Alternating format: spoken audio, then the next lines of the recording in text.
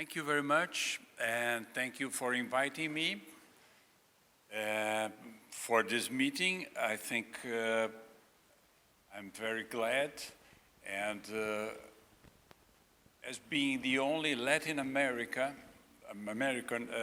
present in TC 130, my responsibility is even bigger. Right now, I travel a lot in South America, mostly South America, and everybody asks me what's going on TC 130.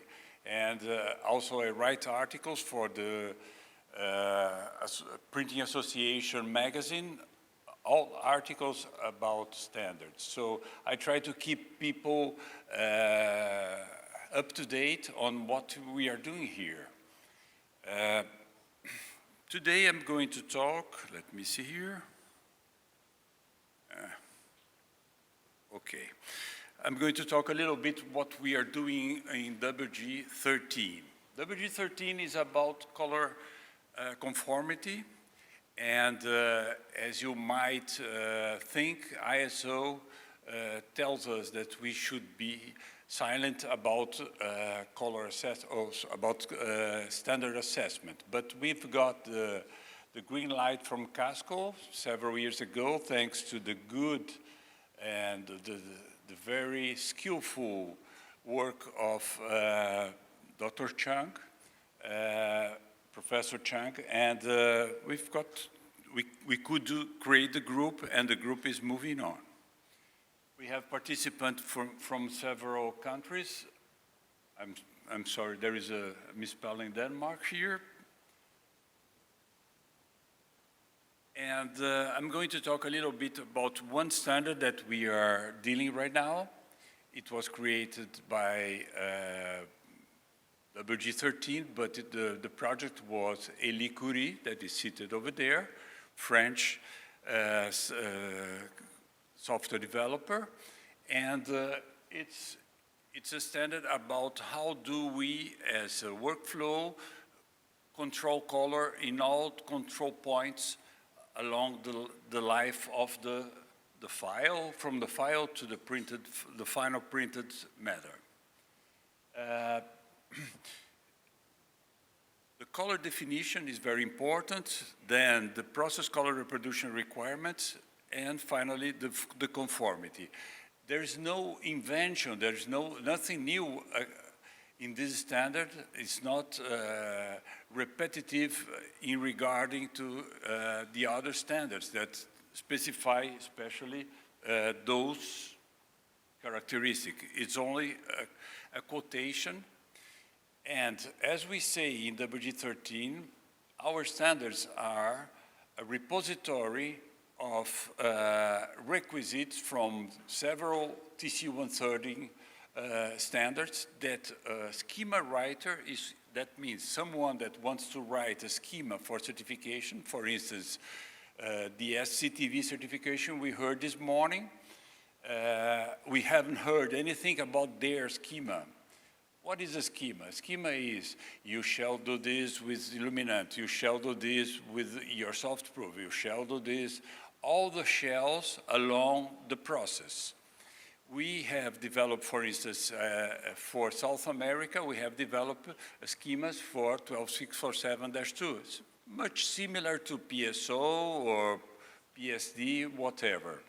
And in a schema, you have to provide requirements, and those requirements must come from somewhere. And usually, we try to get them mostly from ISO standards. Coming back to 19302, it talks about the test methods for file generation and the conformity for color separation, conditions and test method for spot color, and other things that are on this slide. The point now is that everybody's talking about expanded gamut. And and this standard was not, even it's not silent about expanded gamut, it was not ready because many things in the industry were not ready at that time. Now we have seen, and if you follow this week our work, there is a very important standard being developed on WG4, that is 19313, if I'm not wrong. It's about OGV inks, characteristics for offset. Once this standard is developed, we're going to have standard printing conditions that are traceable to a specific materials, that has been utilized. The good thing of that is that you can replicate that around the world. And it's not a printing condition that is done from your materials, specific materials that are not found in other places. The fundamental terms for this standard is that you have your file, your definition from PDFX with an output intent. Then you have the printing condition that are specified in the output intent. Then you have methods for adjusting. Okay, so this is the printer, your actual printer, being digital, being analogic. You say, I'm calibrating my printing for Fogger 39, for instance. Actually, this printer is changing all the time. It's drifting, it's changing because of the temperature, because of the blah, blah, blah, thousands of variables. And then you have in the middle the color server.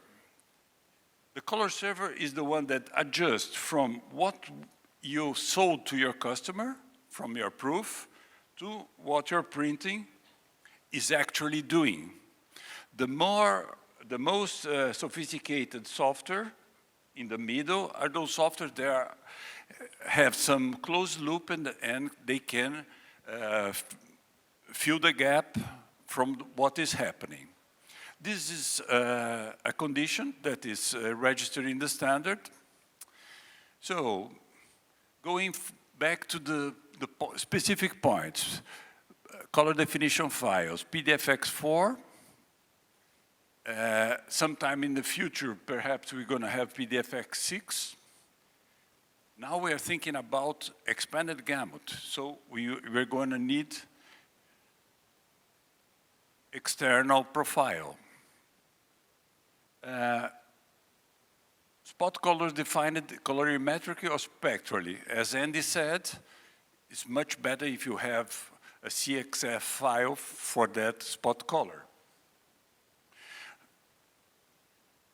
CXF4, you have all the data, complete data for all the tints of the file. And color provision.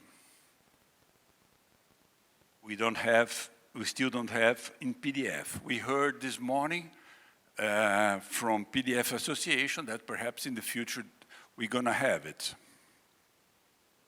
On the prepress side, we have to adapt the reference printing condition to the actual printing condition using those methods in 10128. 10128 is not prepared for multicolor, so we have to change this. What else? The other thing is when we print to a reference printing condition, we have just a few printing conditions for multicolor. One of them is published by the CTV consortium. But we don't have many references, and we depend on the white point for the substrate in order to adapt for the substrate you have in front of you at the time you are printing. So we need new data sets with various processes, different substrates, and as I said, APTech published, it's very good to know that it's published, and I'm afraid that we have to address one issue here, that is most of the industry, at least in South America, is moving from, thank you, is moving from publishing, the regular publishing into packaging. So when we talk about offset, we have to think about cardboard. And the white point of cardboard is not covered for many data sets, public data sets are there. So we have also the definition of the inks. We need this standard to be published. And then there will come new data sets from these new printing conditions with those new inks. Why that? Because orange, green, and violet can be very different depending on the pigments you use. So we need to make provision for these, those new inks. Finally, the conformity, the deviation. So if you are talking about adapting these standards for expanded gamut, the main topic here is to be able to print in 7 or 6 or 5, it depends, colors, CMYK plus something, spot colors. So what are the tolerance we are giving to our customers? What is acceptable? And he gave some hints like delta A 2.5 for a good promise, etc., but we still have to work on that. Then we have uniformity issues, and the tolerance, as I said, should be addressed. In this standard, we are going to have to say something about that also.